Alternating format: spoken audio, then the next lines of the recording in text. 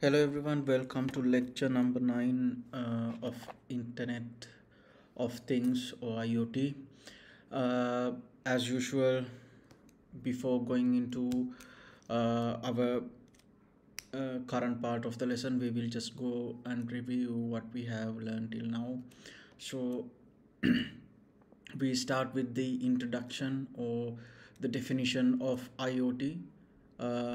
The Internet of Things describes the network of physical objects. Here, in this case, we call as things that are embedded sensors, processing ability, actuators, software, and other technologies for the purpose of connecting and exchanging with data with other devices and systems over the internet.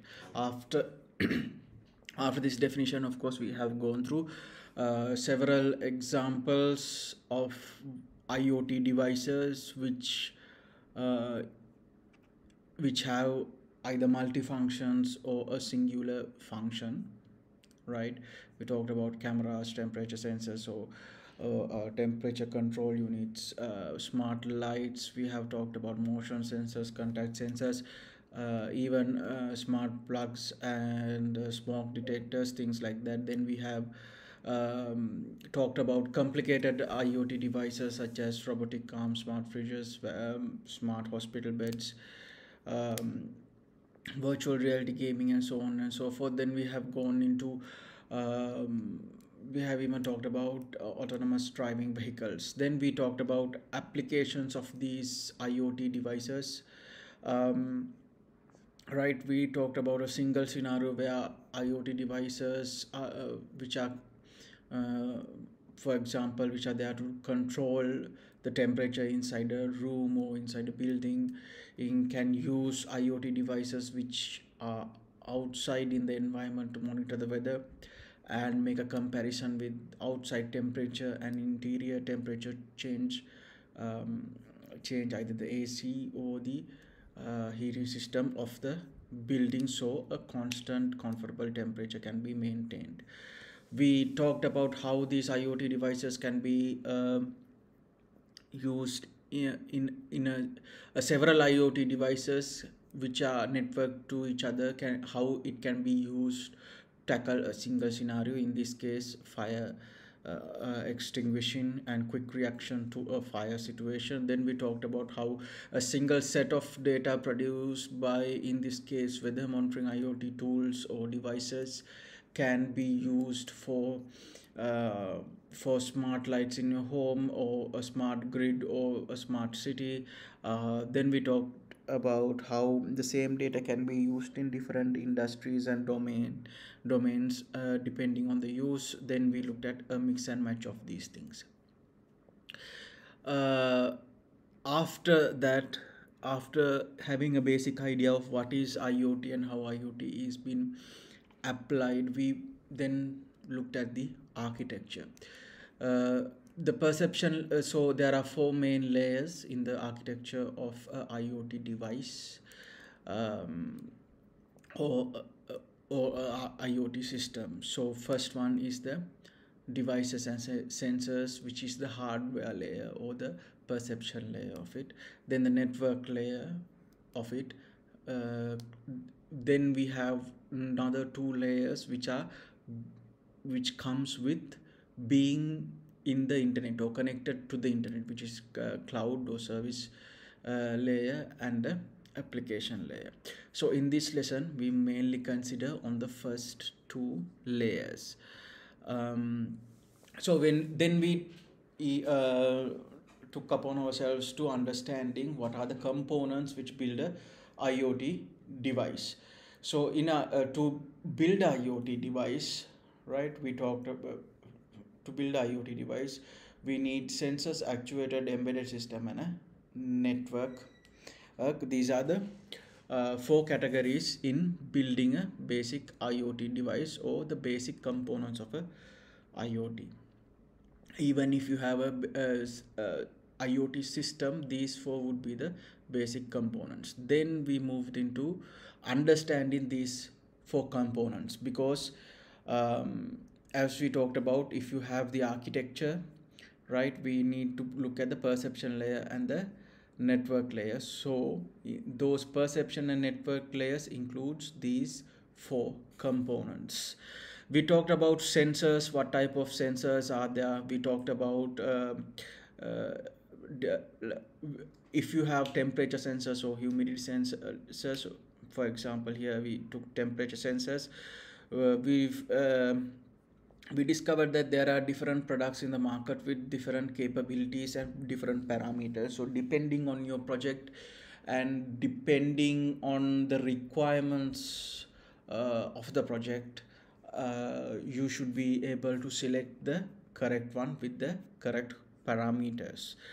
So we talked about pressure, motion, proximity light sensors, then gas sensors, sound, accelerometers, gyroscopes, so on and so forth. Then we went to actuators. Even in actuators, motors, solenoids, relays, and we talked about when coming into motors, there are different motors with different properties. So again, similar to sensors, depending on your project requirement, you need to select them. This applies to all sensors and actuators. So other actuators we talked about are pumps, actuator locks, we talked about servo motors, then we talked about LED speakers and display units as well. Then we talked about the network layer. Mostly the network layer, uh, we have we can divide into two categories. Is the general networking that is being that has been going on for some time to build the internet itself, right? In your network lessons you will get to know about it and the 7 layers of networking on that matter. And there are separate networking protocols which have been built to facilitate large quantities of IoT devices such as Zigbee and Z-Wave, right? And we looked at different different components that have been used to support these is networks. Wi-Fi and Bluetooth are common networking protocols, but we have also Zigbee, Z-Wave, LoRaWAN, and NB-IoT, and Sigfox, which are mostly they are dedicated to IoT devices, handling a network of IoT devices. Then we talked about IoT embedded systems. These are the main components of edge computing part, or these are the controllers which we use to connect our sensors and actuators to take in and process sensor data, as well as to send out commands to the actuators. In this, the main two are Arduino and Raspberry Pi. We talked about them as well. Um, we looked at their properties and so on and so forth, and we looked at how these a basic understanding of how a small project would look like. Then we tried we talked about in detail how each of the examples we talked about IoT devices, right? Inside these IoT devices, what are the sensors and actuators that you can find? One of the main points that was highlighted here, the network, the embedded system, and the power source, or a power source, either a battery or direct connect to the power grid, is shared with all these IoT devices. So what changes is the sensors and the actuators. After going through several examples, then we looked at what is IoT system, what is IoT device, what is inside IoT devices. Now we understand that IoT devices are made up of sensors and actuators, and there is a processing unit which we call a controller or embedded system, and it would have network protocols built into that device. So a set of IoT devices networked together would make IoT system, and when that system is communicating with other IoT systems or a cloud, um, that would be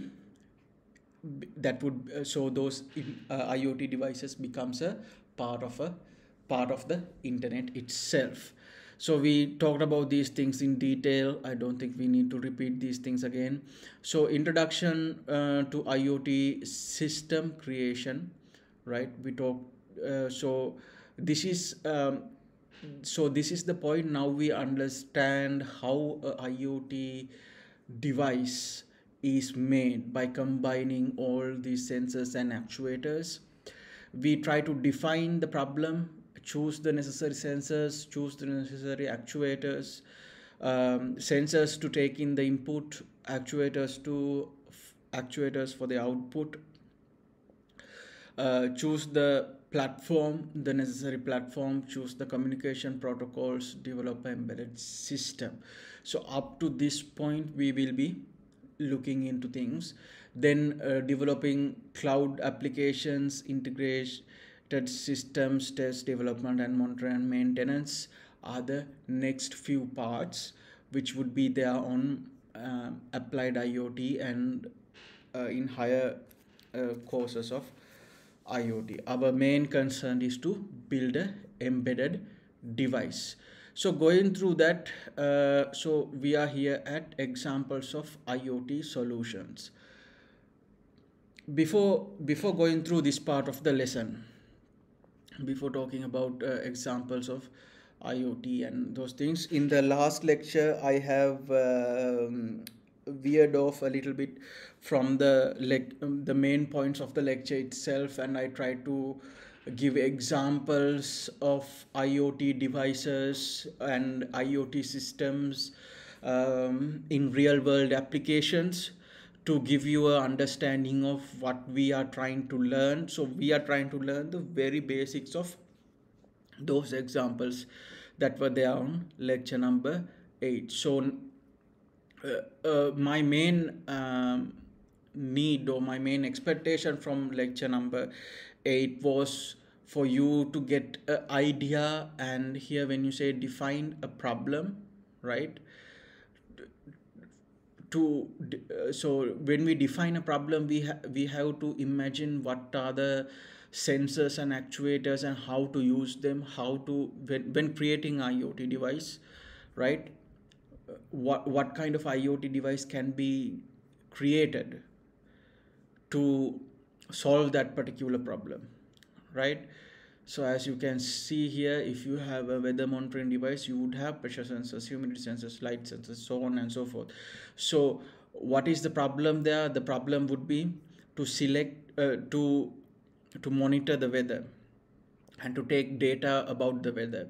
So that if so we have to select the correct IoT devices or the IoT sensors which we need to connect to a embedded system to monitor the factors of the weather itself. So that would be that would be the process. In that process, we will be ending up with a IoT device or a embedded IoT device.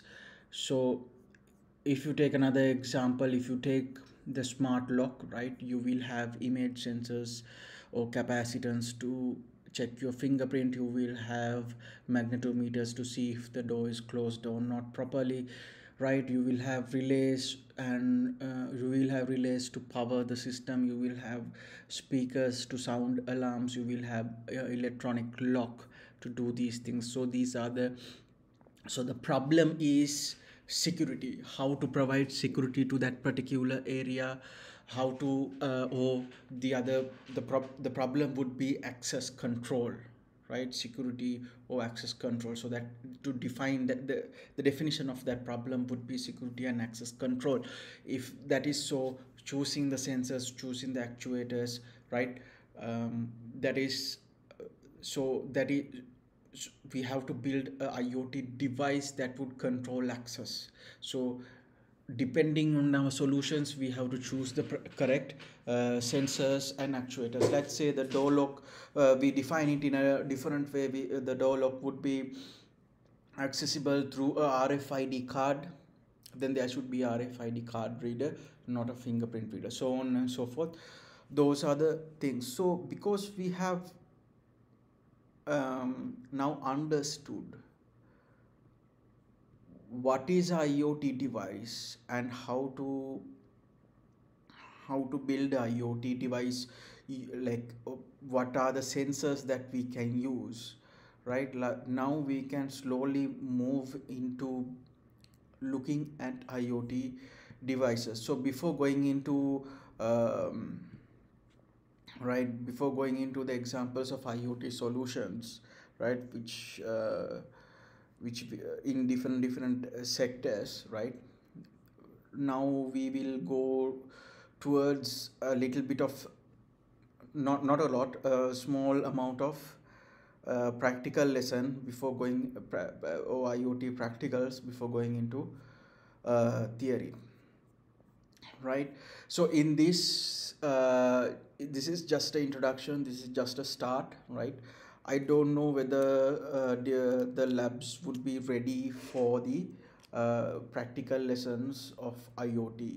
So in that case, right, the best that I can do for you is to give a step-by-step guide, or to give a path, or to show as visually much as possible how to build a IoT device, or how to build a IoT project, how to get a start, right? So in that way I'm trying to give all the information that I could to you, for you to build a IoT project by yourself, right? So before going into very complicated things, right, first and foremost, when starting a IoT project, we start from the embedded device. So in this example, right, I'm so today the first step of creating a, um, a IoT project is selecting your board, or selecting your embedded system. So we talked about there are two main embedded systems which we use. Number one is Arduino, uh, other one is Raspberry Pi. Of course, there are others, but these are the most used. And from those two, today we are going to look at Arduino.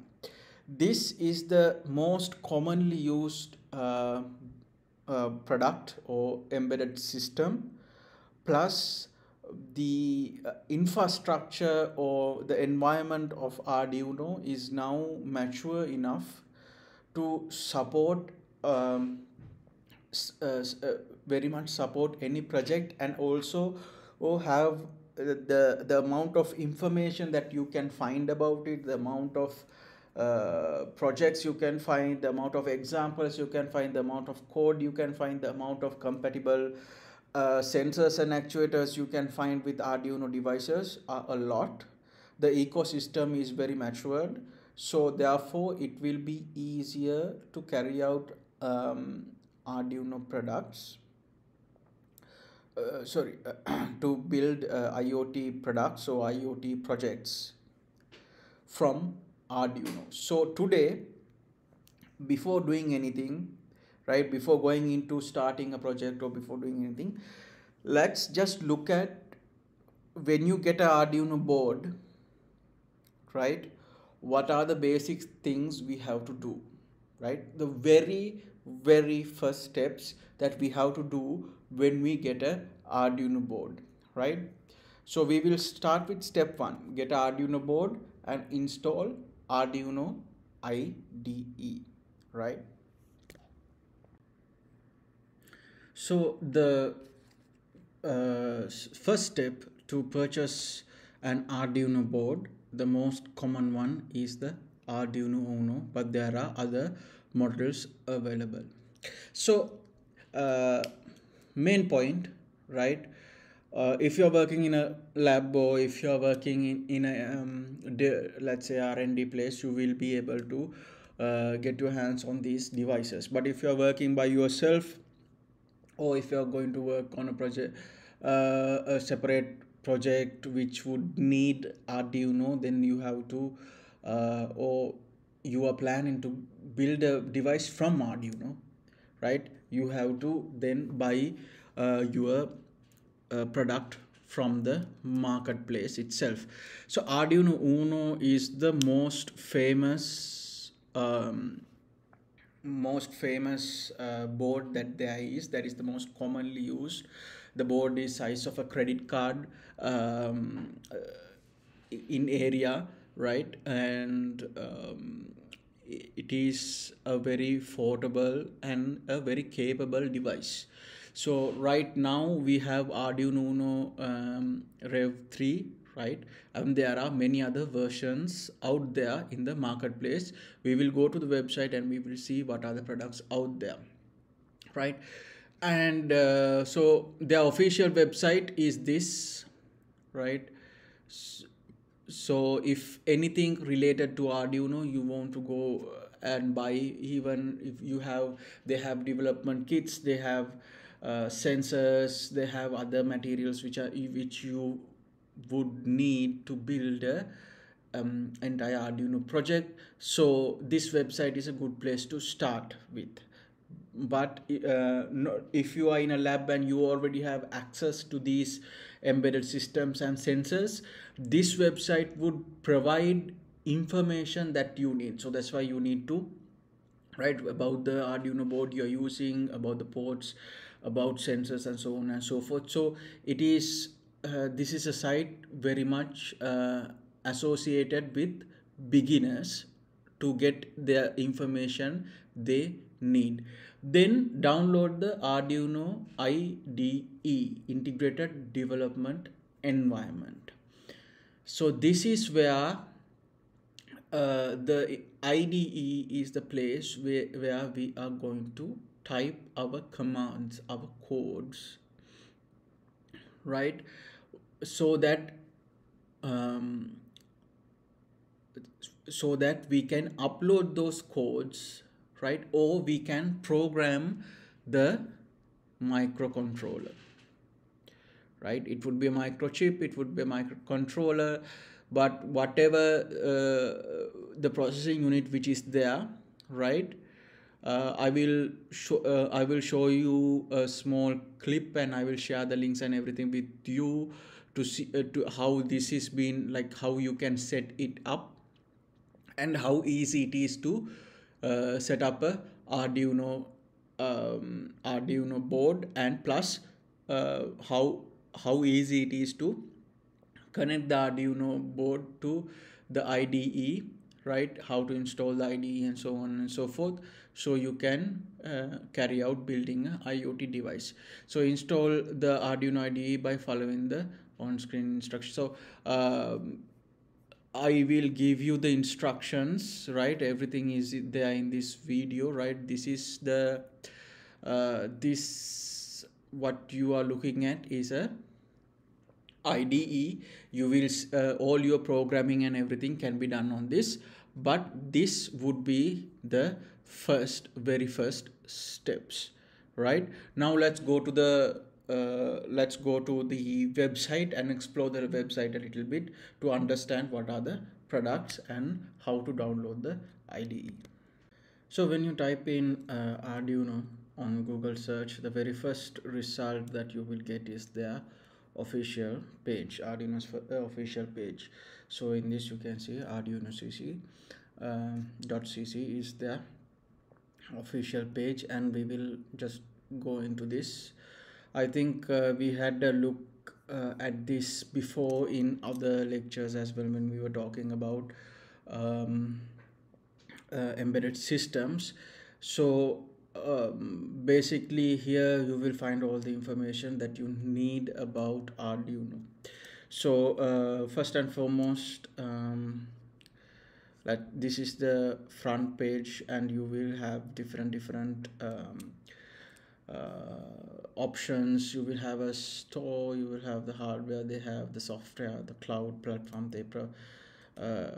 they give. This is a new option, documentation of all things that have been provided, or all the hardware equipment they have to offer in Arduino, the community again the blogs for the community and so on and so forth are here. uh, right, so first and foremost, let's look at the products that we have on this site, right? And if you go to the products, right, they have different types of boards and of course sensor kit based, so you have those things as well. Before going into finding out about these sensor kits and what is inside, let's I think the first and foremost, let's look at the boards that they have.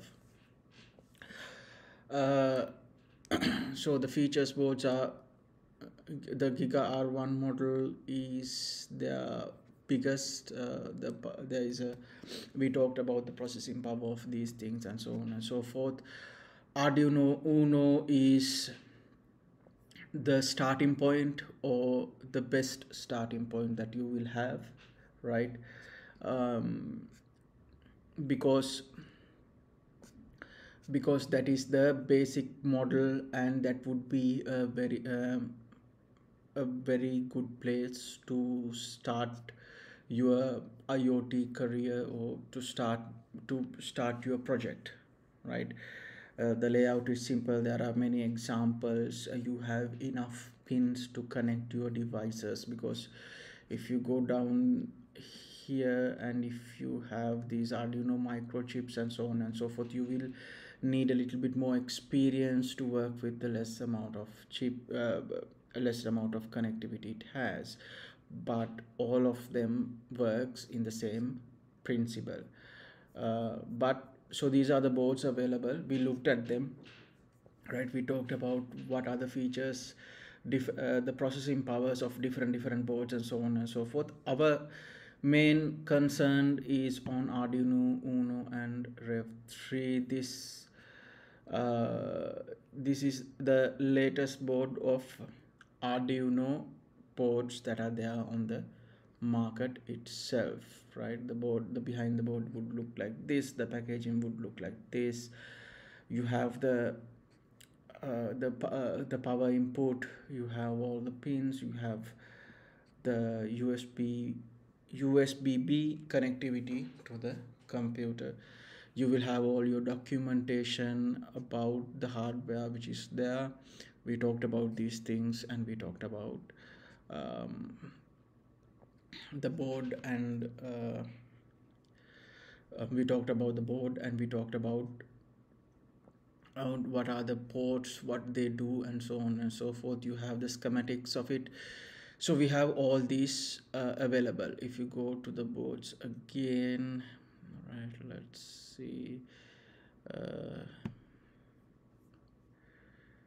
let's see the, okay, the best selling, this one, and Arduino Uno Mini, okay, limited edition. So again, this the mini is about the size, right? Like if you have a very small IoT product, right, if you want to build, this would be the solution, right? Mega, more processing power, a little bit bigger in that way, so on and so forth. But you can understand the size differences and why they are needed to be, right? So now we have now we know where to buy Arduino Uno, but this is not the only place that you can buy. You can buy it in your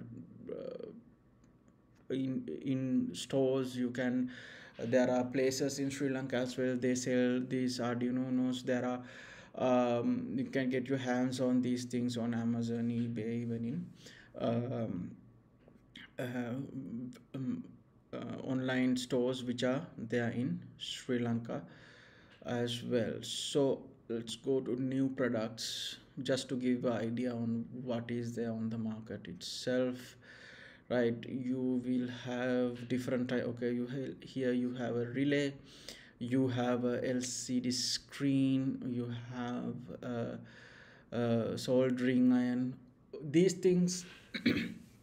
So moving forward in electronics, of course you will need a soldering iron, but for what we are going to do, I don't think we would need a soldering iron, because our projects won't be having a temporary it would be in temporary nature, but if you are to connect relays, especially things like this, I think soldering is much better. So we would have wires, of course. There are female male wires depending on the input. So if you have the, okay, we will take the Arduino input, right? So we would need male wires to connect to these female uh, ports, right? So it would be, the wires would be something like this with the pins. So there are male female, so depending on your input and output you have to select those things. We also, okay, there are solar panels and so on and so forth. There are a lot of things that you can buy, LED lights, so on and so forth. So all sensors plus different sensors and actuators that you can buy. The toolkit, of course, is a very good place for you to play around and to understand Arduino, right? The tool, different toolkits would contain different types of sensors, actuators. Here you have capacitors, LED bulbs, resistors. I think, yes, if I see this correctly, it's a set of resistors.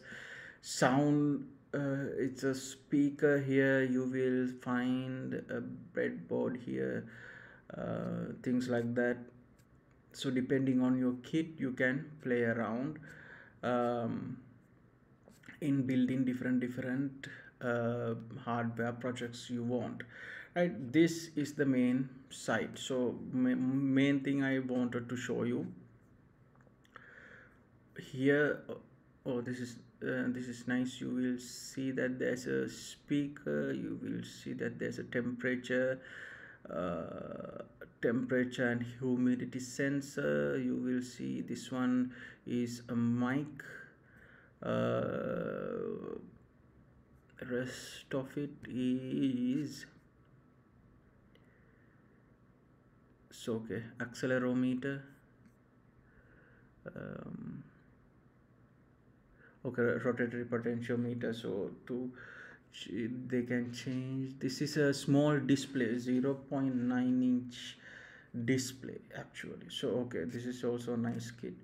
So again, depending on your project you can get your things, but we are today concentrating on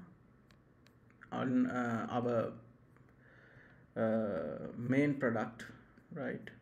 It is Arduino Uno product. It's this one, right? Again, this is this is one of the best boards to start with, right? It's the best board to start your IoT career. It's the best board to start your IoT project. And now you can see there are a lot of products and things in the site itself, and these things you can find in other online platforms where you can buy. It is not limited to international use. There are places, online platforms and local stores in Sri Lanka itself. You can buy these things. Additionally, that is for your personal projects and so on and so forth. If you are doing projects in the university itself, the university labs which are in development right now would have these boards with them, so you can carry out your projects. So now we understand, okay, how to buy or how to get our hands in these. So the next step would be the, of course, was Arduino, right? IDE, right? So we will go to the software part of things. Here here we will have the latest IDE, right? Because this it is better to download the latest one, which would have all the features or the new boards which are there on the market itself. You will see why it is important when we look at the IDE in action, right? So if you have Windows, you will have several options to download it and install it. It would be similar to installing a normal software. For Mac OS and Linux also they have options. So in the video that I have provided, you will see how the installation takes place and how the plugin and everything. So let's go back to the PPT. Here we talked about the products that we can buy in Arduino. So got a small idea about this, right? So we are now talking about Arduino Uno. But remember, whatever we talk about Arduino can be applied to any other Arduino board as well, because they function in a similar pattern. You just need to know the architectural differences that are there in the either the processing power or the amount of ports available, so on and so forth. So you will get when you buy Arduino, you will get a wire like this, which would have a USB and a USB B connection. So this part of the USB B connection would be um, will be connected to the Arduino board, and you can use the USB-C connection to be connected to your laptop. But before going anywhere, let's go down here and I will share this with you as well, so you can refer it at any time you want, right?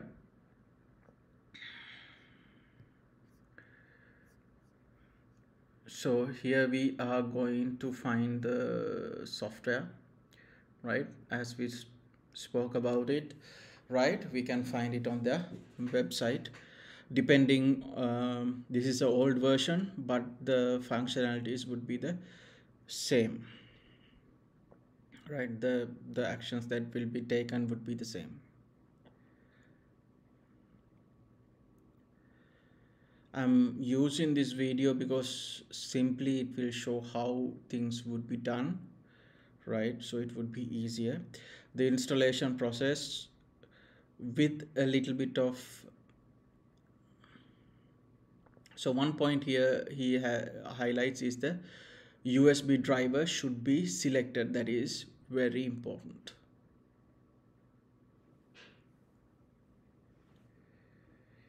It's a IDE, so better to install in C, so on and so forth. And you need to install the USB drive. There will be some differences in the new version, but this would be the way it goes. So here you can, sorry about that.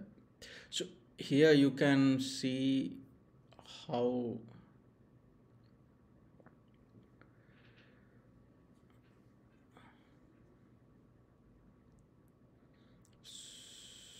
so right after the installation, right, would you like to install this device software? So the USB drivers,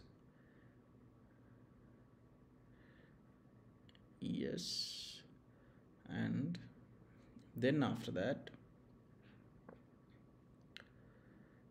right, you can see that the USB B is being connected, and after the installation you can connect it to your PC, right?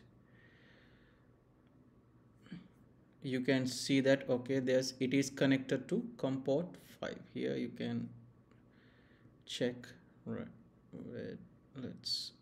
You will see the messages you get, right?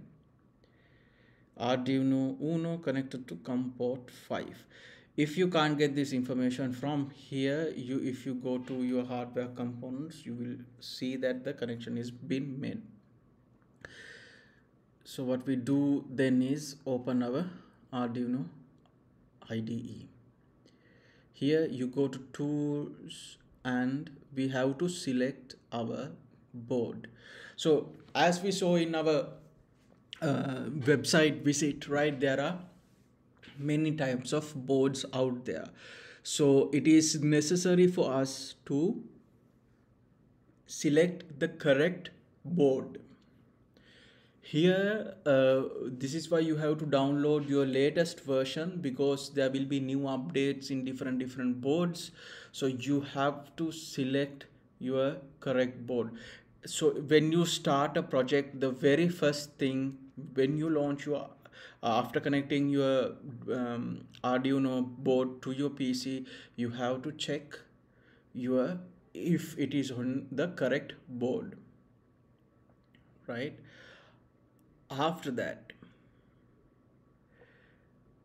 step number 2 would be you have to select if the COM port is correct. Here it is already selected as COM port 5, right? So the communications to this means the communications will be going through. So as a habit, whenever you start a project, these two you have to check and do, so that there will be no errors, or simply it would be like these are the basics.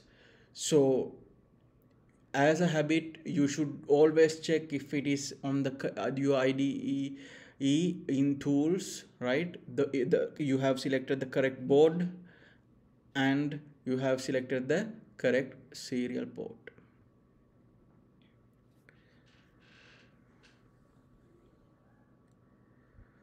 Right after this point, now he is going to perform a simple test. So these are, if you go to file, if then you will find examples. So this is like when you are using when you are learning a language, the very first thing you do is print hello world, right? This is what we are trying to do here, right? In examples you will find very common um, basic functions. So what we are in this video, what he's doing is that trying to perform an action like hello world. So you select basic and you go to blink.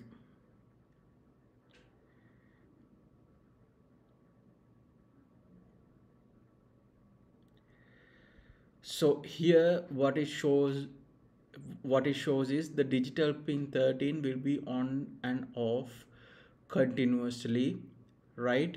It is like the uh, hello world for Arduino, right? So what you can see here is, right, this is already pre-written, the sketch is already pre-written, right? Actually the sketch is below here, these are all comments. So the sketch, these are pre-written sketches, so there are no errors. You can click this arrow key, right, which would upload this set of instructions to the Arduino board. You can see that it is been compiling and it is been sent. You can see the progression bar over here.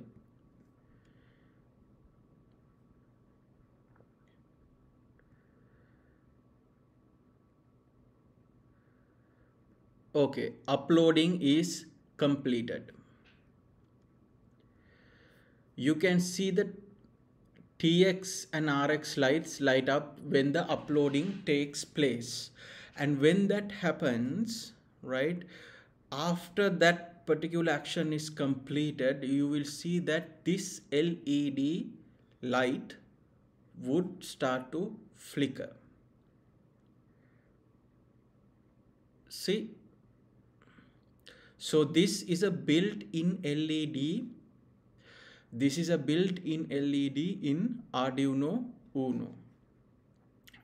If you go to here, you will see TX, RX, X, right? We talked about this. So this L over here, which represents the LED, this is a additional LED just to see the functions are taking place correctly, right? You can use it in other methods as well, but this is a built-in LED light. This is not there to indicate any any functions.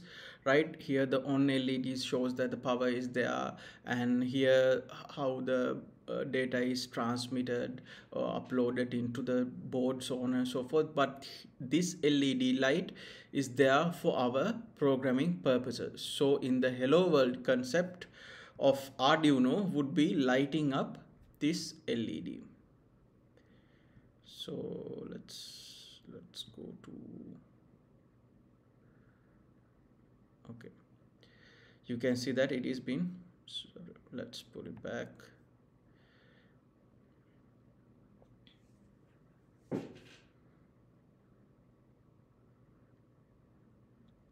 You can see that the LED is blinking, so the function is completed.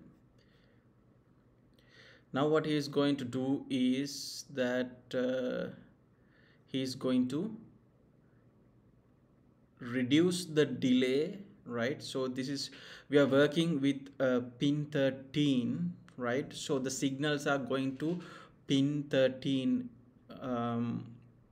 right? We will look at pin 13 on the images after this video, because we have to play it from the beginning and find our location. So what he is going to do is he's going to reduce the delay, right?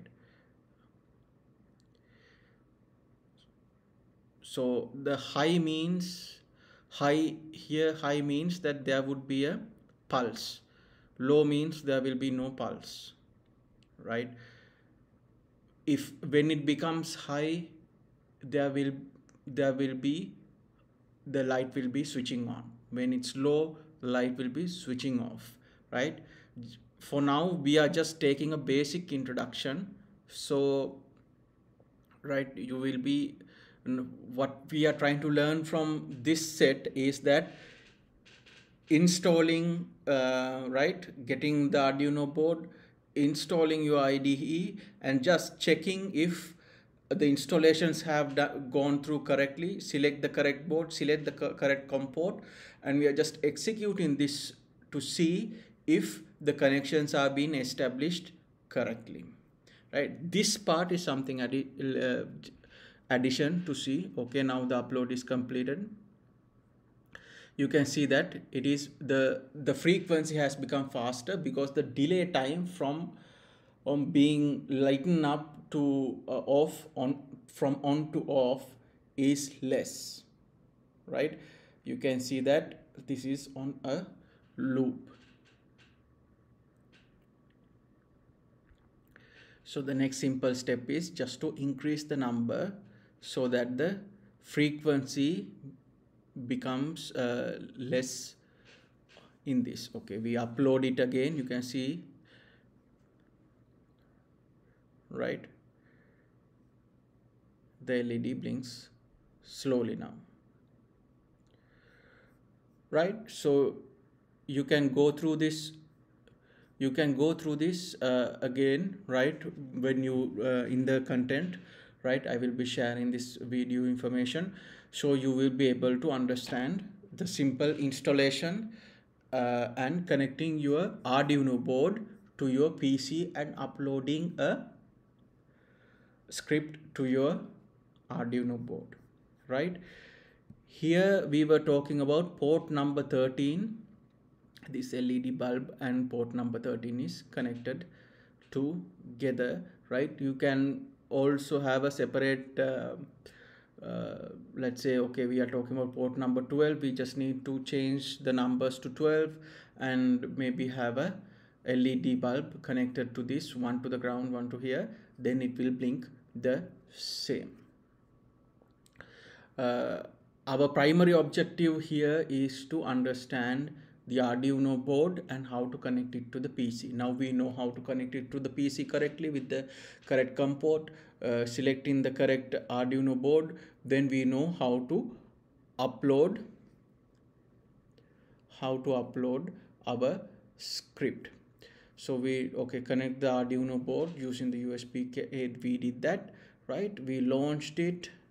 Go to tools, select the board, and we right, after selecting the board, the other one would be selecting the correct COM port to see everything is okay, right? We did that as well, right? So if you go to the IDE which we saw here, right? These are the basic options which will be there, the menu bar.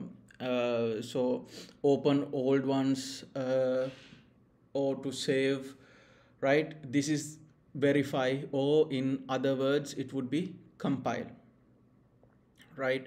If you are a programmer, it would be, I think, much more easier to understand. This would be the compile button. This here arrow towards sideways is the upload button, which means when you verify it, right, when you verify your code and if there are no errors, you will then click upload, so that the information will go to the code will be updated into the Arduino board. Additionally, here on the bottom you will see the comport as well, the comport information, so you can check it if it is you have to check whether it is connect, like the comport which is the Arduino itself is connected is correct, because otherwise the data will not transfer through. So additionally, this Arduino IDE would be using C++ as a programming language, right? It's not a difficult one. Maybe you have studied other programming languages, but the structure of all programming languages would be the same. So simple knowledge of C and C++ is more than enough for you to carry out a small project. And for most of the projects, right, you will be able to find, depending on the sensors, you will be able to find the code you need. So to make minor adjustments, you will be like it won't take a lot of knowledge, right, for your first few projects, right, your basic projects which we will be learning here. Their deep understanding of C++ language is not needed, but if knowing the language, the basics of the language is good when you using Arduino. Okay, we went through the blink test. Yeah, we did that. We finished that part. We uploaded the sketch, right? Everything is there on this video. So here is right. This is how you work with Arduino, right? You get the Arduino board, right? You get your Arduino board, you install your IDE, then after that you define your board. Go to tools and we select our board, then we select our COM port, right, or our serial port, right. Then after that we can go to files and select already pre-written project, right, and here we choose in the sketches, right, 5mm example basic, you select the blink. So the sketch is the program which we write, right. So blink is already written sketch. We can use that to test the connectivity and everything is taking place without any error, right, simply. So the connection between the board and everything is working correctly, and we can upload our sketches without any problem. So this would be we can run a test run on this, right. We can upload it by clicking on the arrow key, right, and it will start to blink. The LED bulb here would start to blink. So this is the very first few steps that we take when we are working with Arduino, right.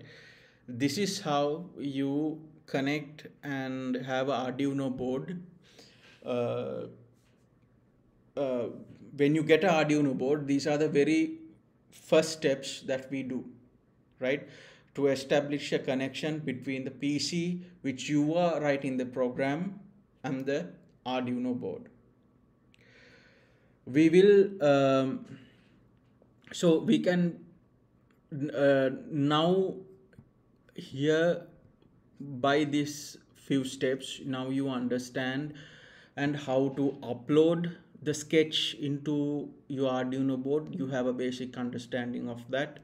How to connect it, you have an understanding. What are the things that you need to select, you have an understanding. So with any Arduino board, you know what is needed to be done, right?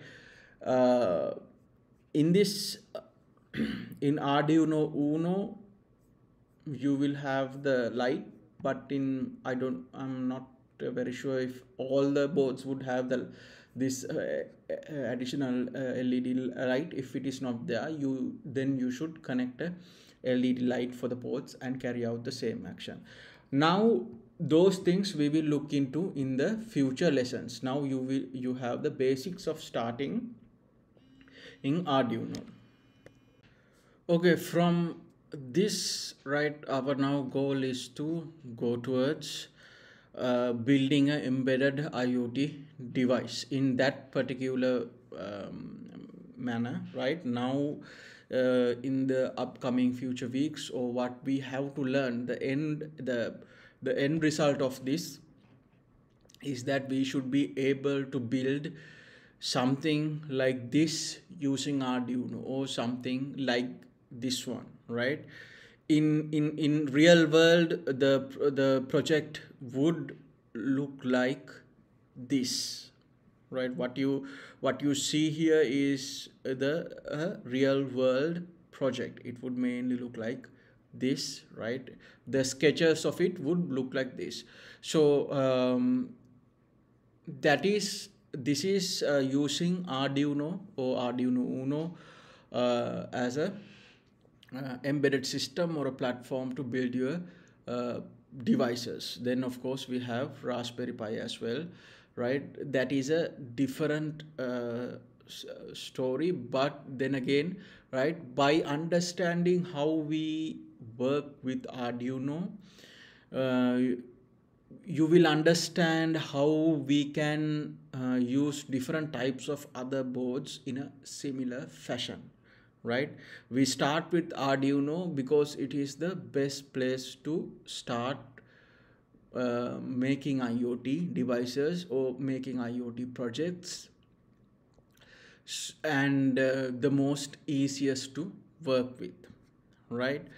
So from that point, right, so we're understanding or getting a start of on Arduino. From that point, let's go back to where we stopped in the lecture number 7, right? So again, in lecture number 7 we stopped here.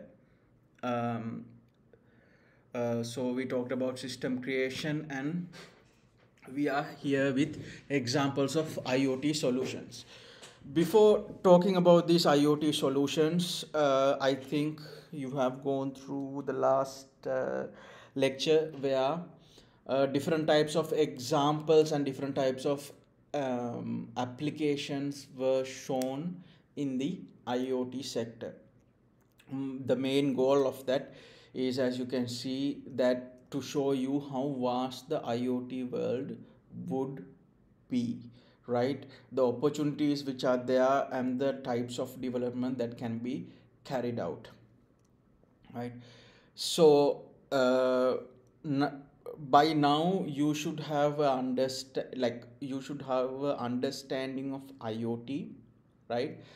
And when you look at IoT device, when you look at a Roomba vacuum, or when you look at a robotic arm, or if you see a drone, and when if that drone is flying by itself, or a car driving by itself, or when you are in a car and you will hear alarms when when it's reversing and when it gets closer, right? You will hear these things, right?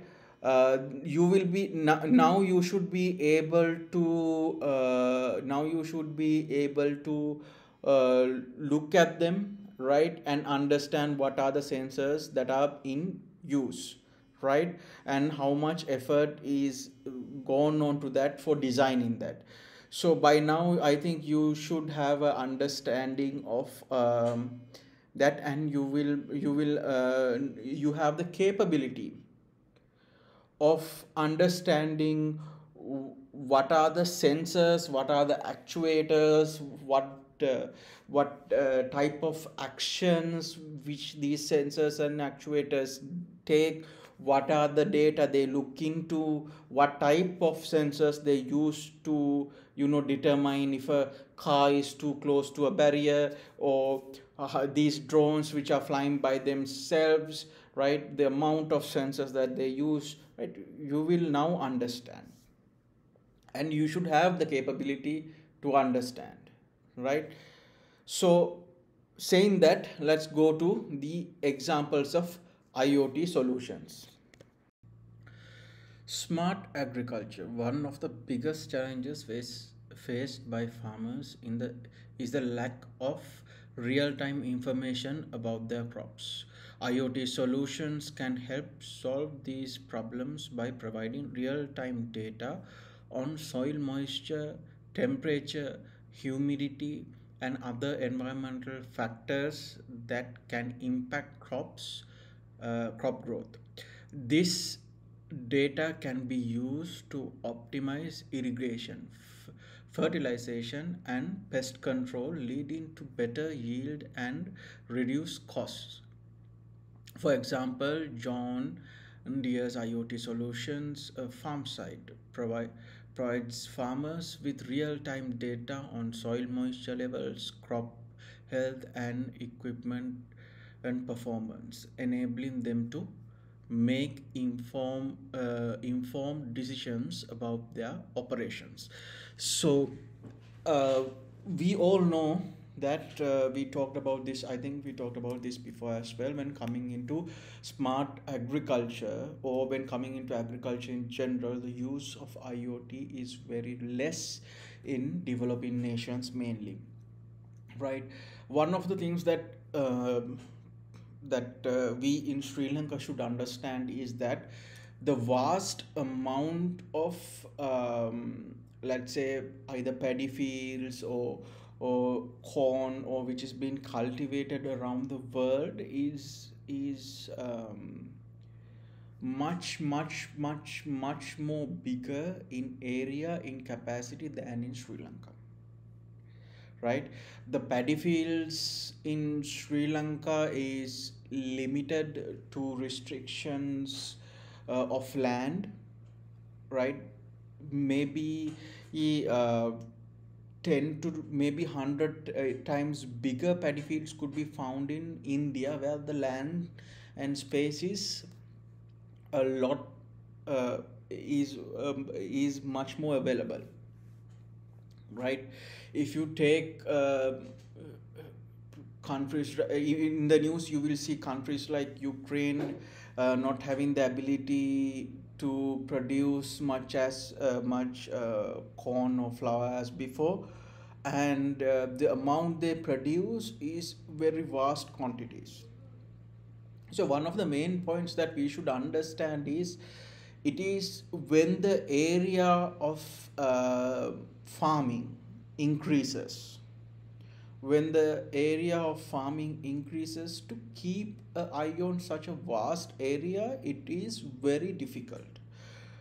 I don't know whether you have watched a TV show called Top Gear. In Top Gear, once they go to a farm where they farm for, I think, sheep or cows, some animals.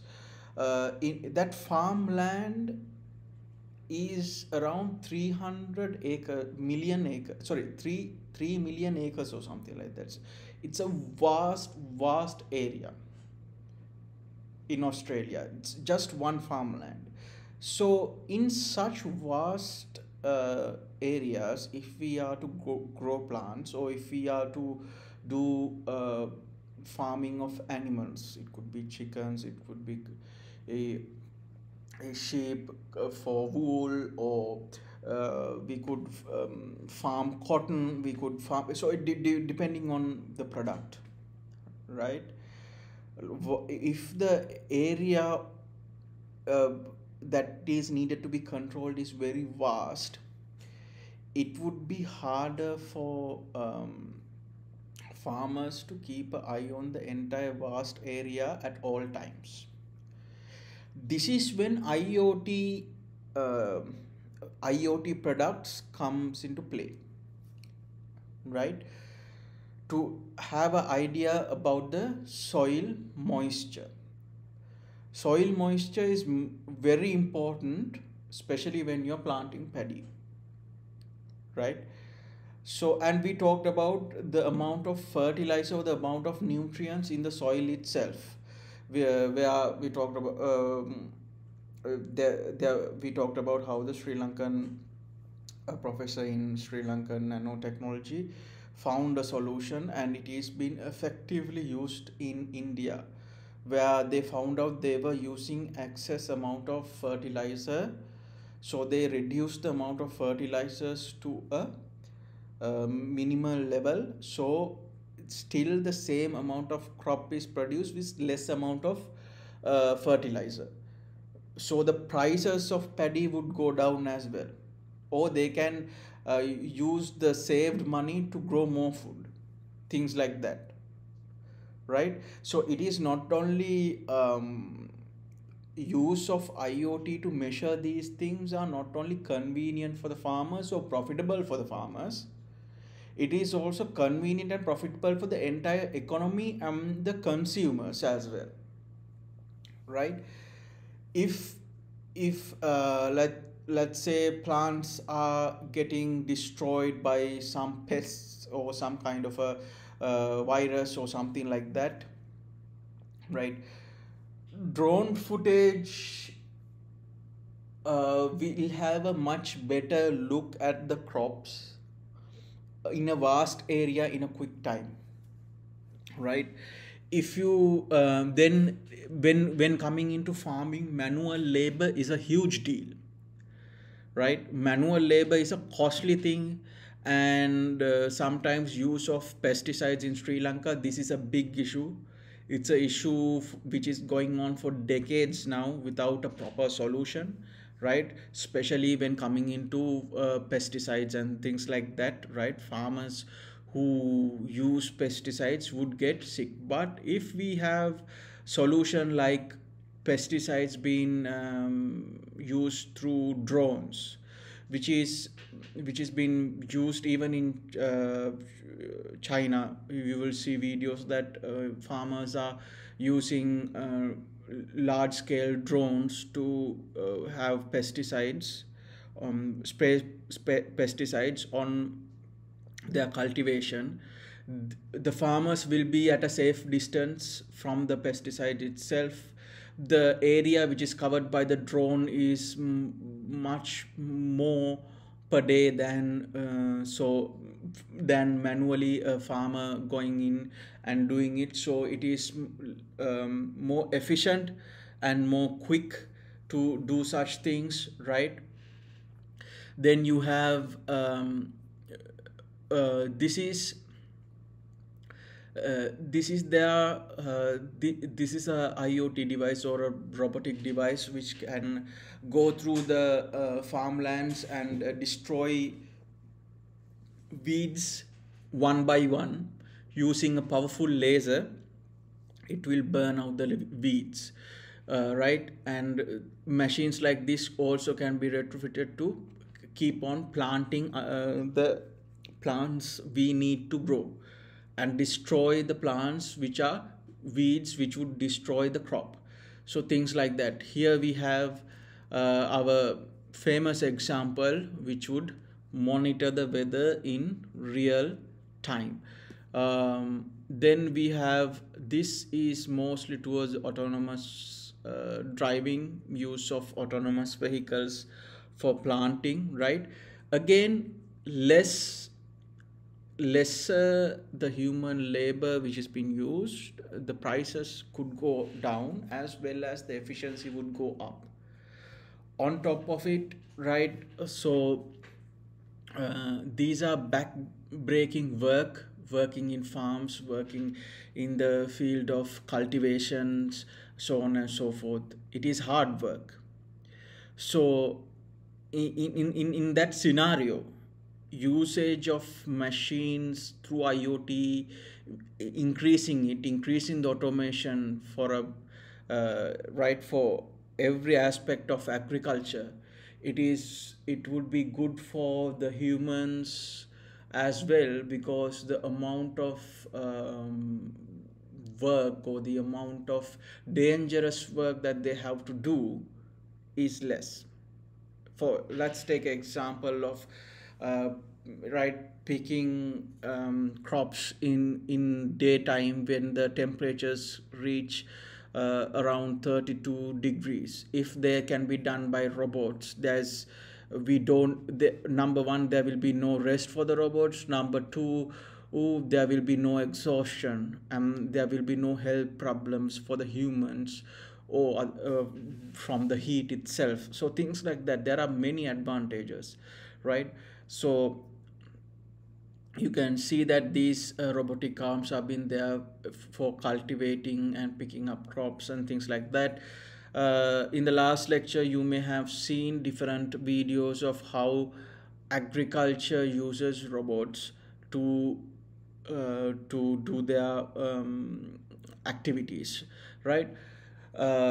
So there are two aspects to it, right? If you think about it, uh, picture this with the robotic arm, uh, and the trailers and the robots and the flying drone would be more towards carrying out activities of agriculture or agricultural activities using IoT devices.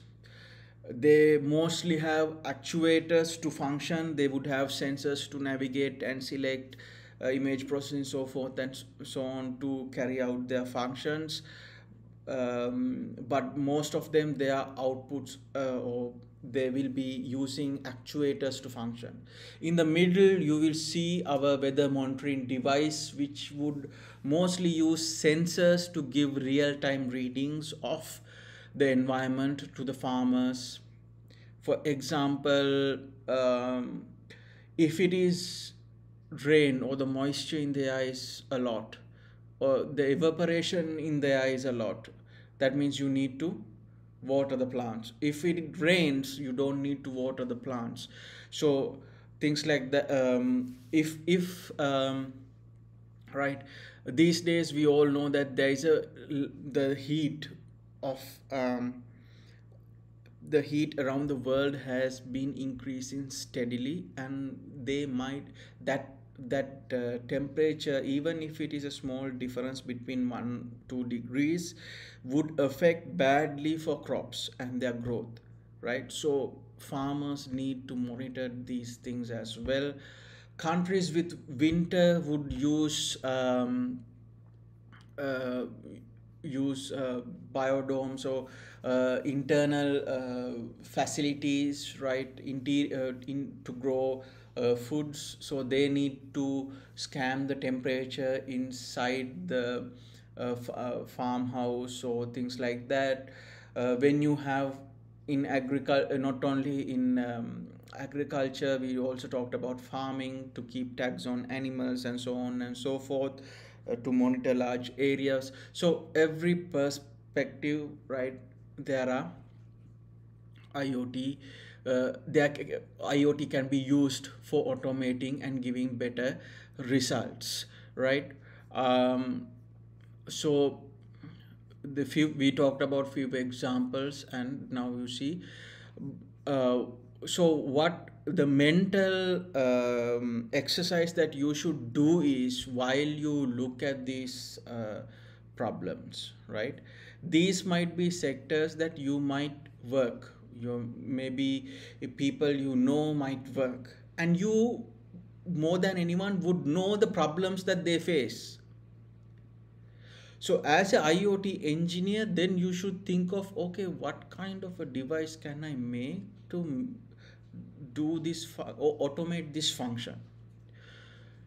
if I'm going to make a device, okay, let's say for example, a robotic drone with a spraying machine. So what are the functions I need? I would need motors to drive the blades. I would need spraying valves. I would need a tank to hold the things. I would need a pump to pump the pesticides to all corners and through the sprays to the bottom. I would need accelerators. I would need gyroscopes to balance this drone. I would need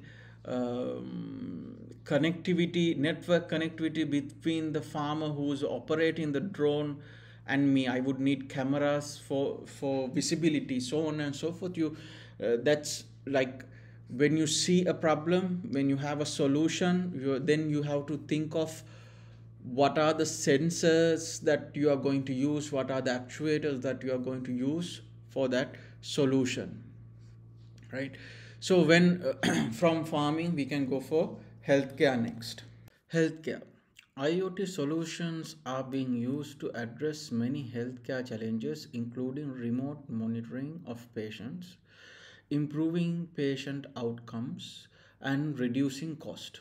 For example, Metrotonic's IoT solutions, CarLink, is a remote monitoring system that that enables patients with chronic diseases to manage their conditions from home. The system uses sensors to collect data on blood sugar levels, heart rate, and other vital signs, which are then transmitted to healthcare providers in real time for analysis and intervention. So, uh, we talked about our healthcare in our subject. We talked about a lot in healthcare because most of the parts in healthcare is about having sensors and using sensors, right? Monitoring patients from heartbeat, like ECG and real-time monitoring of the heartbeat, blood pressure levels, blood sugar levels, right? Um, then you have oxygen, blood oxygen levels, and so on and so forth, right? For different diseases, we can use tools to monitor in real time. In this statement, however, one of the points that have been shown is that not all the time patients can be in a hospital. You could be a diabetic patient, but that doesn't mean you need to stay in a hospital ill 24/7, right? You may have some heart diseases, or you may have some blood related diseases, or different types of diseases may be there, right? But when you are cured or when you are stable, right, you can carry out your day to day work and live a normal life. The only thing which is necessary is to keep a track of your health condition. That means to monitor your health condition all the time in real time, right? So IoT gives a good solution for that. If you remember in lecture number 8, we look at how the IoT smartwatches, sensors in smartwatches work to read blood pressure levels, the heartbeat rate, and so on and so forth, right? There are innovative ways to using signals which are being given from our body to understand them and to translate them into values and numbers to show that whether the patient is healthy or not, right? Another device would be pacemakers. Uh, there are portable kits to measure the oxygen levels, sugar levels in your blood, so on and so forth. So not only devices in the hospital itself which we use to monitor patients, right, to administer dosages of medicine, blood, or saline to a patient, right, we can use IoT devices to monitor the amount that we give them, so on but you know the possibilities of using IoT in healthcare industry is endless, right? So the more you automate, right, the more cheaper it is. If you have a patient who is elder, right, he who needs 24-hour care or 24-hour monitoring, right, rather than, but right now this elderly person is stable and can live a good life, right, he or she can go to their home and uh, live as normal, as long as they have the IoT device to monitor them, their vitals, right? And what is the importance of that is, right, the cost for the patient will be less, right? No need to stay in a medical facility at all times. Only come to a medical facility when necessary. Uh, the patient can relay real-time information to medical services like ambulance drivers or people who are nurses nearby or doctors nearby or the hospital nearby to take any action if necessary. So we talked about how quick action is necessary when a fire occurs and how IoT automates the process in such a way that human error can be avoided, plus the reaction time, right, could be lessened. So lesser the reaction time, right, the quicker the reaction, the better the results would come in. So real time monitoring and giving out alerts is also important, right? So we have in this picture we have our uh, we have the data, we have the IoT cloud itself.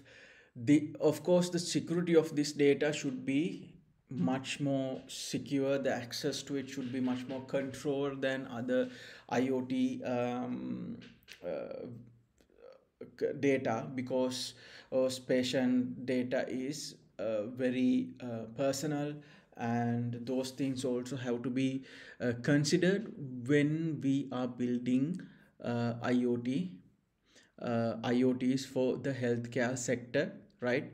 The security, the people who have access to this data, right, should be limited, and that data should be secured.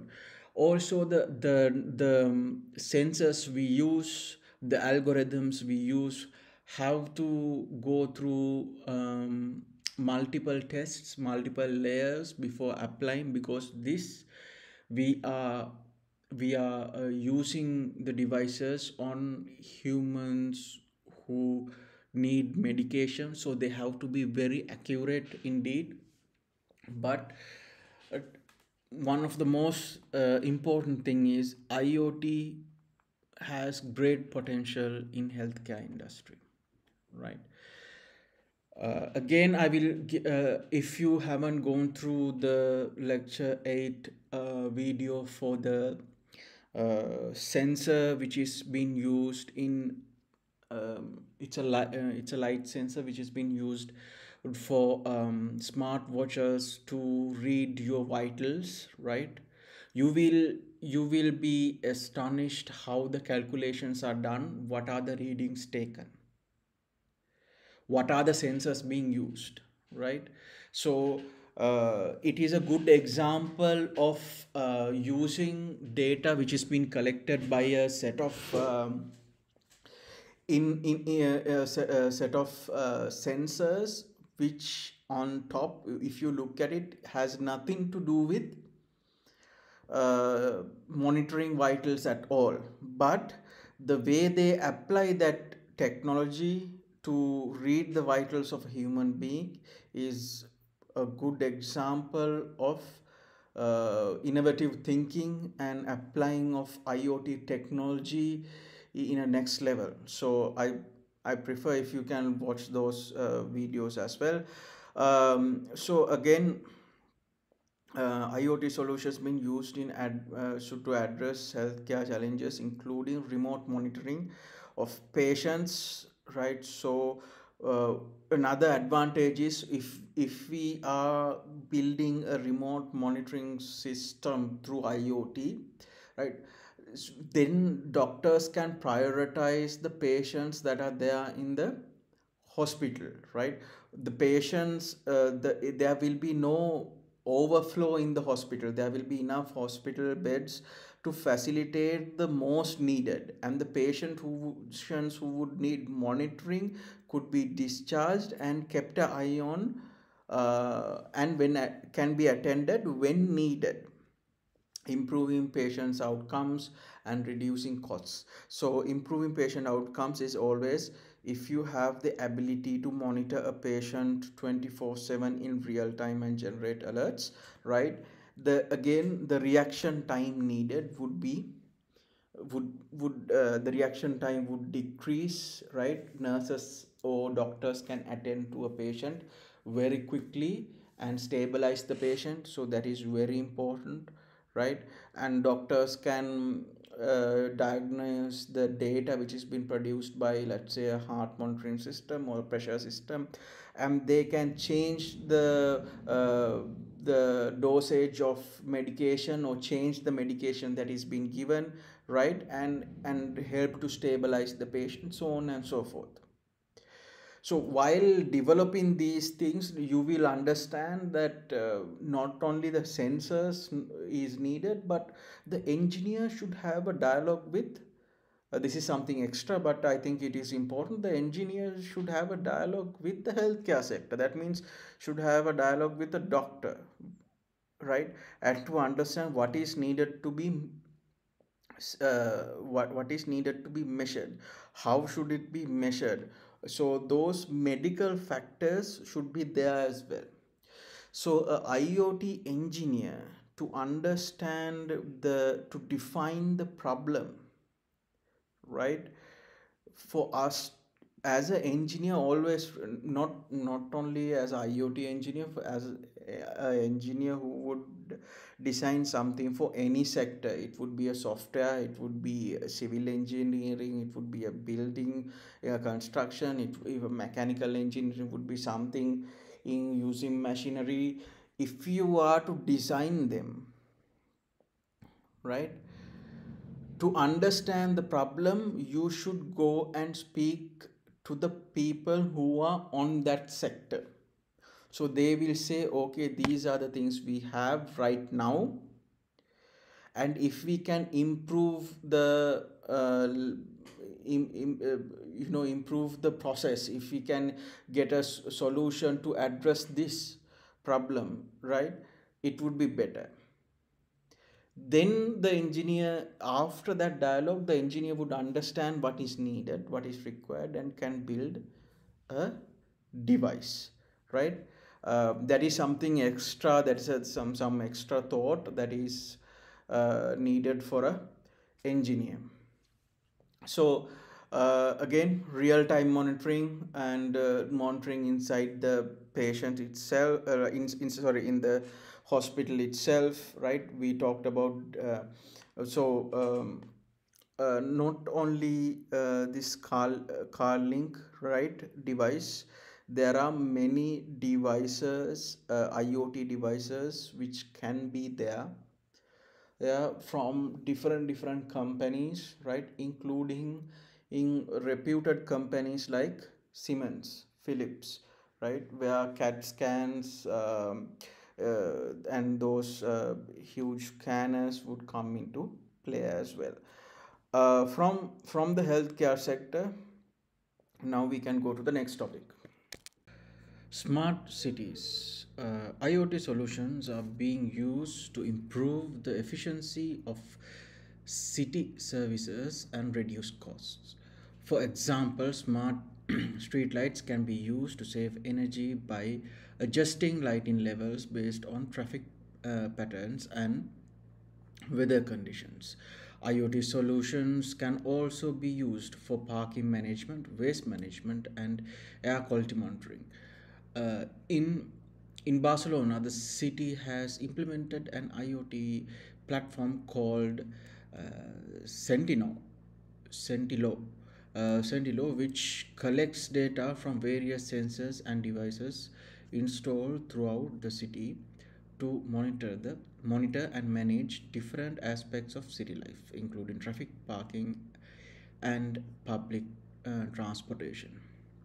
So when coming into smart cities, right, the use of IoT does not uh, limit to any one subject, because when you talk about city, if you talk about healthcare, using IoT in healthcare is a part of the city. You will find hospitals in the city, or if you even agriculture, if you have learned about or have heard about vertical agriculture, or indoor agriculture, or agriculture in the city itself, they use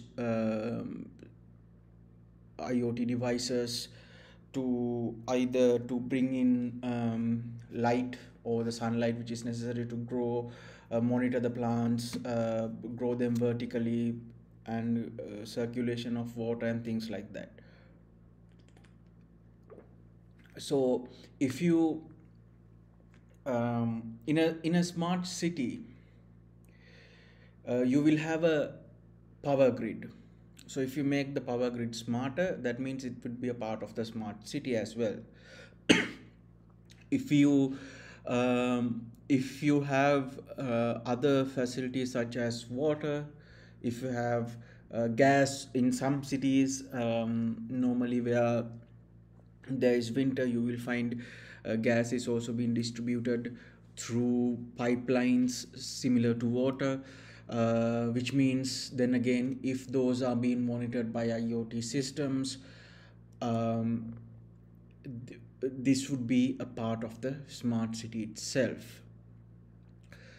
We have talked about smart lighting, right? How it applies, how it works, what are the IoT devices we use to gather the information, plus to what are the actuators we have to use to activate them.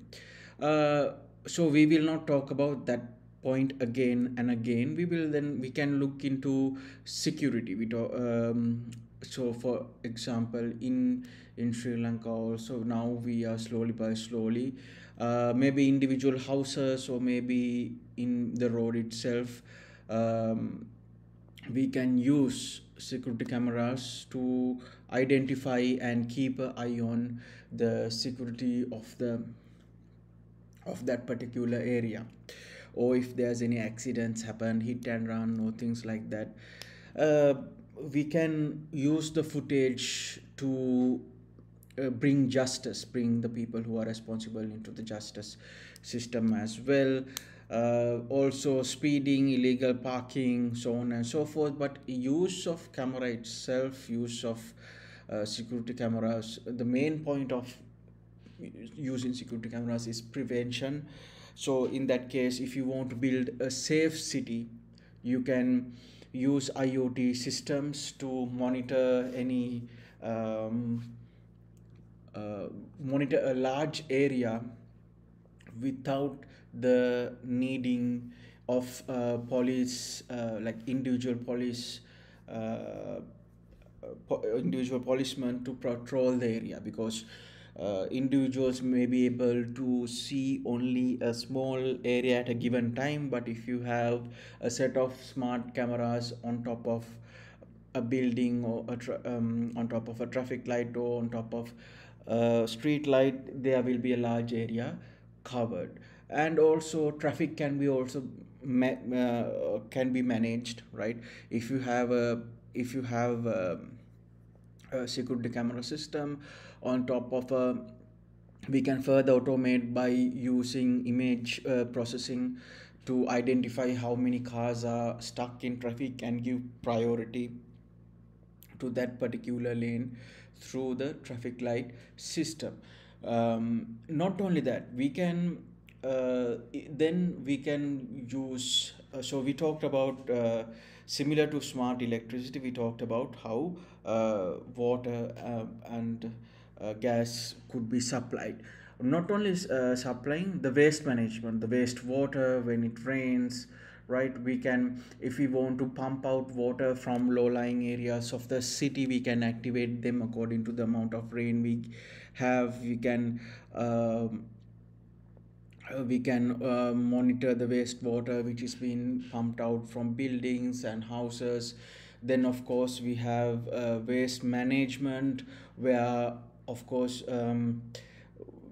recycling is a big thing that is needed for the society today. So we can use IoT systems or sensors to maybe to identify which materials can be, or sort out materials accordingly using sensors, which are plastics which can be processed, or which are organic material, which are material from glass or metal, so on and so forth. So from that point, if you go then to shopping or logistics, or providing supplies into the city itself. So the logistic part of it, with the logistic part of a city itself, if you take companies like Food City, or you can say Keels in Sri Lanka, they have a logistical chain, and they need to track each and every one of the products which are going low, and uh, which is being used more, and keep on supplying. They need to track how much supply should be stored in their warehouses, so on and so forth.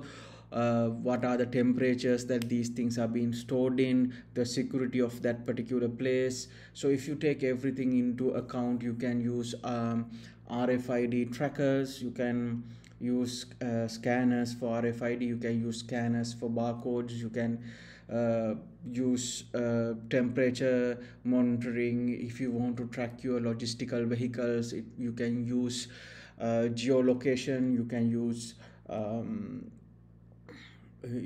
accelerometers, so on and so forth. You can use the cellular services which have been provided, like Dialog and Mobitel, to track the location of your vehicles which are being used to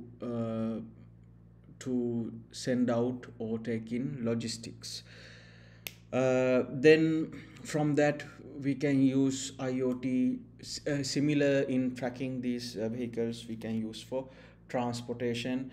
Of course, in the modern world there are two types of transportation, or we can say three types. One is public transportation, then we have shared transportation like Uber or PickMe, then we have personal transportation. So we talked about traffic management, that is part of it. Then of course, if you have metro systems or bus systems, right, to manage these buses on time, to manage the metro systems, when how their doors are open, closed, the safety features, so on and so forth, right? Auto ticketing systems, electronic ticketing systems, where you can scan your card to pay, so on and so forth. These things can be managed through IoT as well. If you are using shared rides, right, you can use your smartphone, or the hardware features in the smartphones to geolocate your position through cellular tracking through your cellular network, or through GPS. So these things are also part of IoT. Then there's documentation. You have to register yourself as a citizen of the country. You have to register your uh, with your municipality council about your home or your factory or your buildings you have or the property you have to register for education, carry out your education, so on and so forth. The the amount of um, domains that are there in uh, that are there in a smart city. So we also, one of the main points that I almost forget is that we had a great example of managing fires.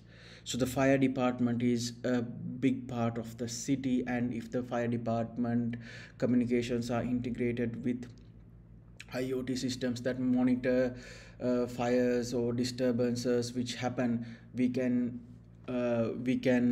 quickly alert the needed authorities or the fire department to come and respond.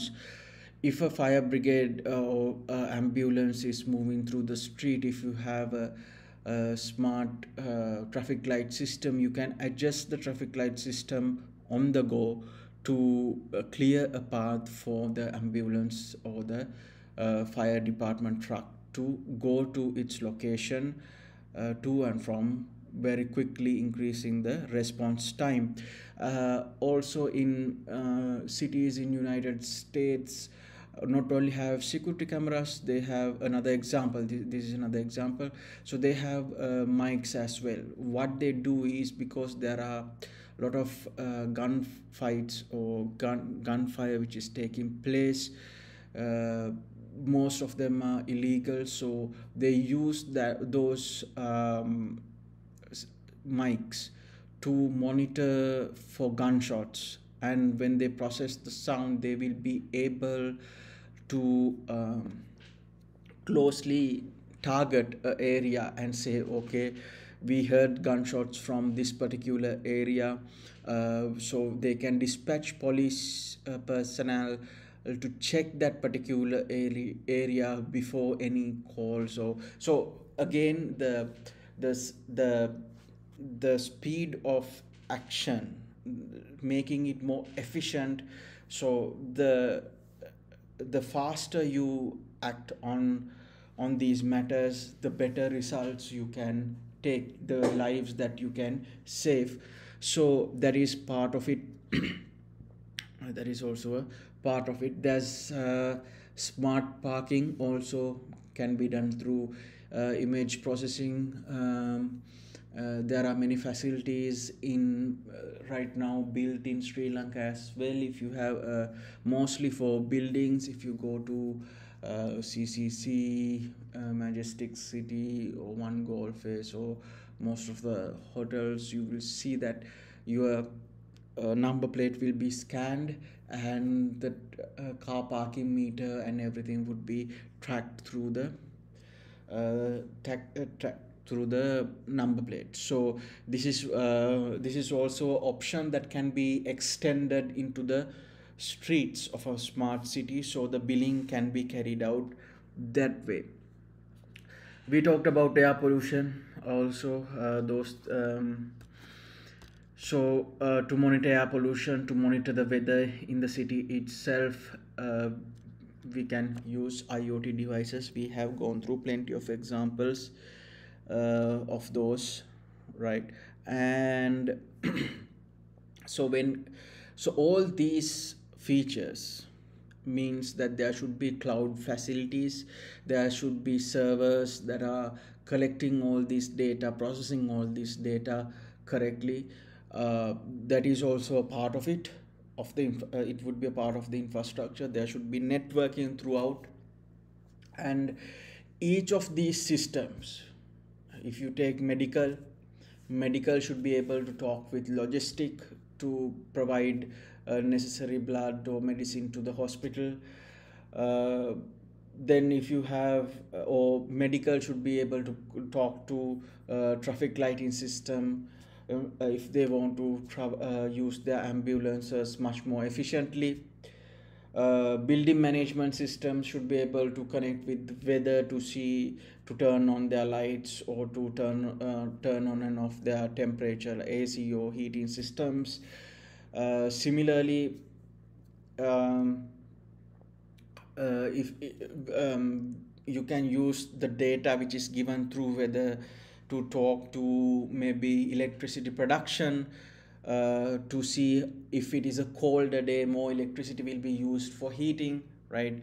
If it is naturally, let's say, lukewarm, maybe 25 degrees, people tend to 25 degrees Celsius means people tend to use less energy for air conditioning or heating, because it's a good temperature, therefore less electricity will be used. If you So another point would be gas stations. We have petrol cars around gas stations which needs to be monitored because of the hazardous nature of the gas, the air quality around it, fires can erupt, safety features, so on and so forth. So, and those alarm systems, if it would be better if they are connected to a centralized system where the fire department can also access that data. So one of the main points that we are seeing, or the trend that we are seeing, if we are to build a smart city, all these IoT components, not all data, but sets of data, should be able to be shared with other IoT systems so they can function well.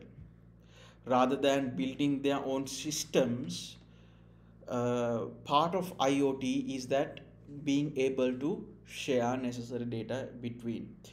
This will increase the efficiency. This will automate most of the manual processes, which generally brings the costs down, right?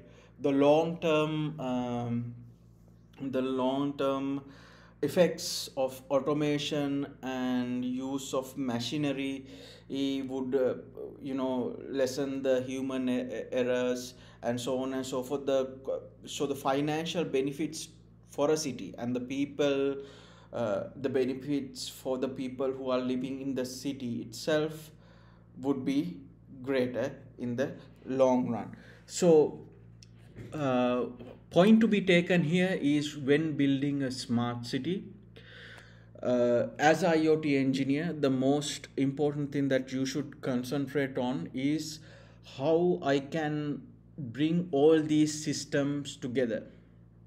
If you have an IoT system which uses security cameras to alert policemen, how can I use that to control traffic? How can I use that to see ambulance going through the road and clear the traffic? Um, uh, Situations like that. How to use a system which is being created for one particular purpose, right? Using that IoT system, how can I reduce cost in another IoT system, because the same data which has been collected from one IoT system can be used to function another IoT system. Weather data is a good example. So when not each IoT system needs to collect weather data, one particular IoT system can collect the weather data and share it with maybe electricity production, smart lighting systems, uh, and so on and so forth. You can share that particular data with different IoT systems, driving the costs of each and everything down. So a smart city is a very complicated example because it doesn't contain one IoT system. It contains a set of IoT systems, a multiple number of IoT systems working together, right? A smart city is a place where different IoT systems work together. Maybe a smart hospital or the healthcare system would be a single IoT system where IoT devices are talking to each other and working as one system. Smart city most of the time are smart devices creating different systems, and these IoT systems talking to each other through the internet, of course, uh, to carry out their functions. So from that example, we can go into smart manufacturing. IoT solutions are being used in manufacturing to optimize production, reduce downtime, and improve product quality. For example, General Electric's IoT solutions predicts use sensors to collect data on machine performance, which is then analyzed to predict when maintenance is needed. This helps to reduce downtime and increase productivity. Another example is BMW's IoT solutions, which uses sensors to collect data on how cars are being driven. This data is then used to improve product design and maintenance.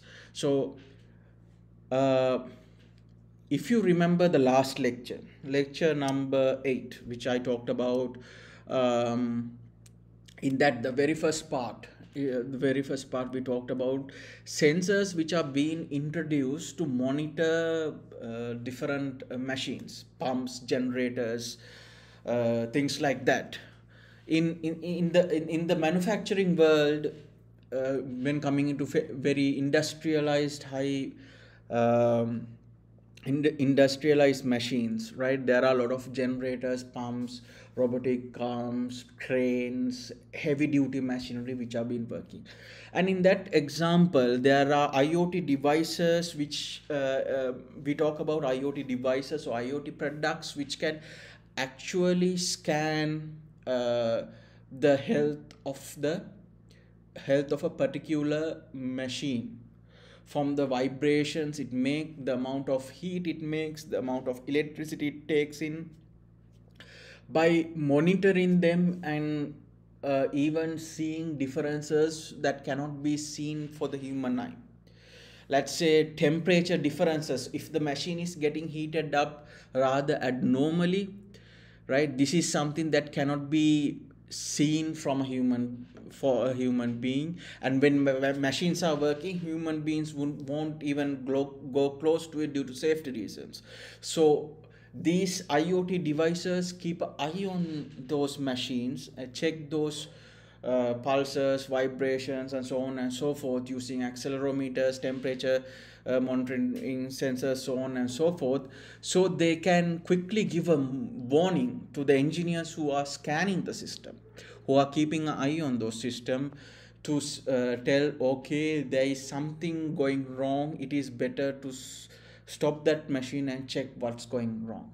Or otherwise, what will happen is, rather than going into maintenance or predictive maintenance, in that case, the whole machine will break down, either a fire could occur and that machine will be useless. So end of the day, if the machine fully breaks down, the company have to spend more money to buy a new one. It is much more better to identify a problem um, before it breaks down and try to fix it for a cheaper cost, right? If you have because you have to understand, when we talk about a pump, or if you talk about a robotic arm, it's not just one. For a company, we are talking about hundreds of them, and these are not small pumps or small generators, these are industrial level ones.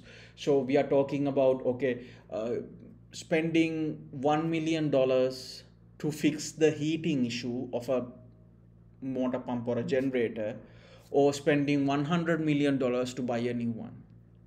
So it is significantly cheaper to use IoT and make predictive maintenance moves. So that is a good example. If you don't remember that, I encourage you to go to lecture number 8 and see the first few examples where predictive maintenance is there. The second example which has been talked here is BMW's IoT solutions, which are sensors inside the car itself. What it does is it collect data in how you drive.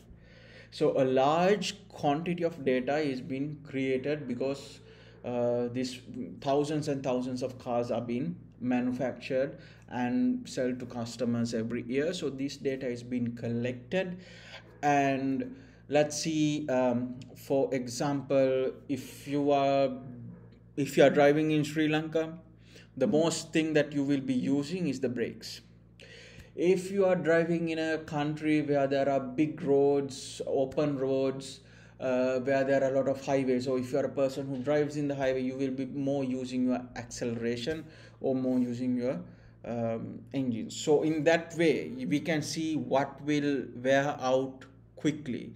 If the brake, so for a particular region, if they are using using the brakes a lot, they can either change the brakes to better materials or use materials that are good for them, or make them in a make them in a way where wear and tear would be less when using more. If you are using the accelerator more, then that means you have to think about your tires, you have to think about your uh, axles, your engine itself, so on and so forth. So those data can be extracted, and the manufacturers can actually use either better material or even design better new versions, new products, new engine types, or new engine models to their upcoming cars to give a better product to the user. Similarly, those IoT devices will be giving warnings to the drivers themselves if something are going bad. That is also another extra point where we talked about smart and autonomous driving vehicles, and we know that there's a lot of sensors in a vehicle to carry out its functions and to detect if something has gone wrong. In manufacturing also, the below topic is retail. So in manufacturing and retail, so from coming from manufacturing to retail, there will be something in between. Those are logistics. So when coming into logistics, of course, again I would like to take you back to lecture number 8. We talked about IoT devices which are being used in logistical transportation to monitor where the products are and so on and so forth, to measure the acceleration, geolocation, temperature inside the containers, so on and so forth. And of course, uh, RFID scanning systems to track different products, to take information, so making things easier to track, uh, so on and so forth. So that is also a part of it. And again, lecture number 8. So while we are talking about these things, your mind should now be able to comprehend and imagine what are the IoT devices. We talked about robotic arms, we talked about them a lot, and now you know how they are being used in in manufacturing, right, in companies like BMW itself. So mainly for manufacturing. So you have to have the ability to think of, okay, if the arm is bending from here, what, there will be motors, there will be actuators being used. If the arm is moving around, and how the awareness of the arm works, right? For example, there will be either accelerometers, gyroscopes, right? Giving information about the location or the movement of the arm, so on and so forth. So these things, by now we don't need to repeat these things. I think everybody should have the ability to understand them. So uh, in the field of manufacturing, right, in the field of manufacturing, uh, to give one of the main points that manufacturers try to do is to automate things as much as possible. Automation is a key part, right? Because if you automate most, so the work will be faster, the work will be efficient. If the human touch is taken away, human error will be less. Then again, if you have a set of robotic arms working, they don't need uh, a lunch break, or they will not need any breaks. So only the human who is operating those arms, or who is keeping eye on the dashboard, seeing if there's any error, needs to be changed. So maybe there will be 40 arms working, only 2 or 3 people need to change their shifts or when taking breaks to check and monitor the system. So in a financial perspective, in a capitalistic perspective as well, it is very profitable to use automation.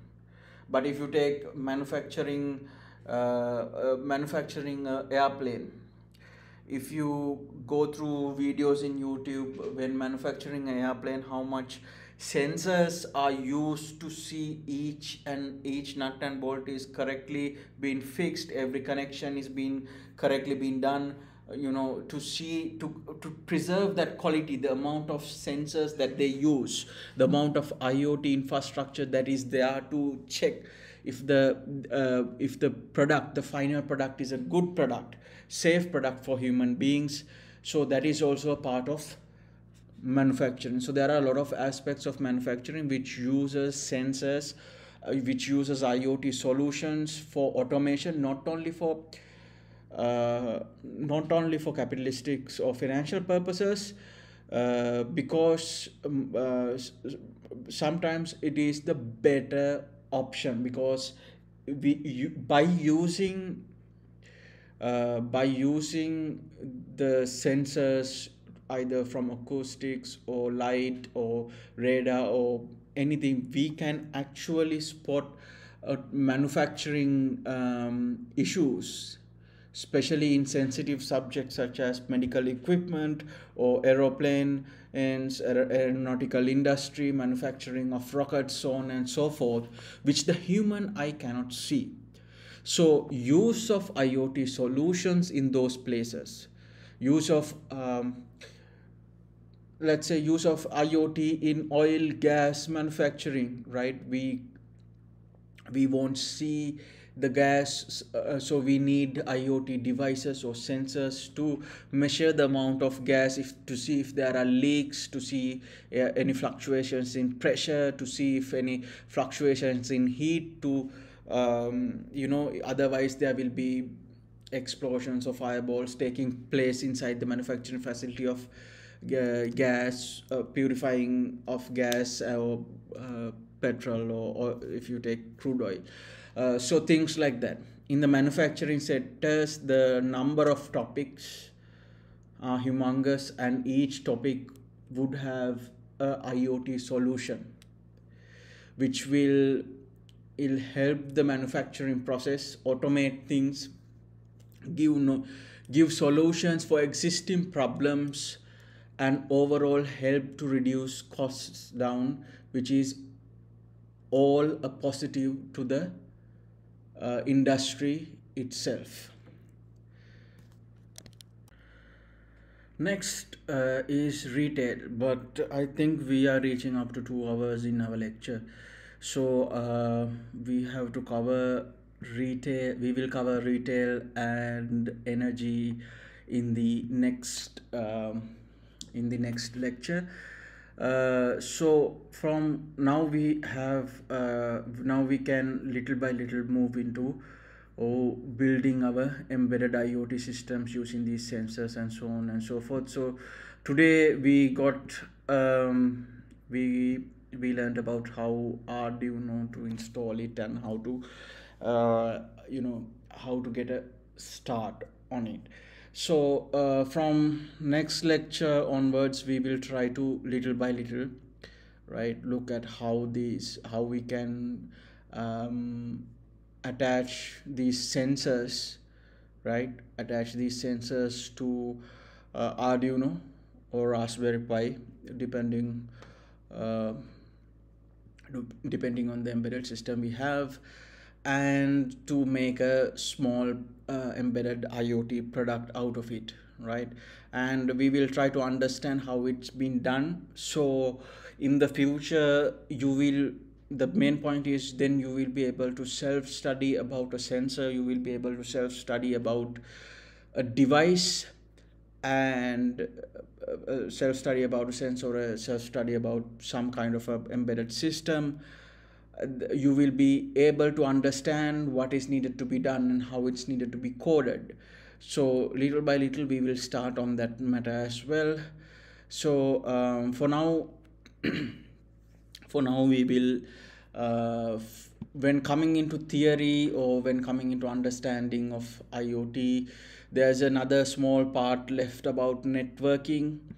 uh, After that it's going to be fully about embedded systems and so on and so forth, so how to build them and to do that. So we took our first step today in this lecture, uh, how to install or how to install IDE in the device. We learned about how to connect your Arduino board to your PC, installing your IDE, writing your very first code or using a code which is already been built, like it's like hello world, right? This code is used to for blinking in a light or a LED light which is already built into the board itself, right?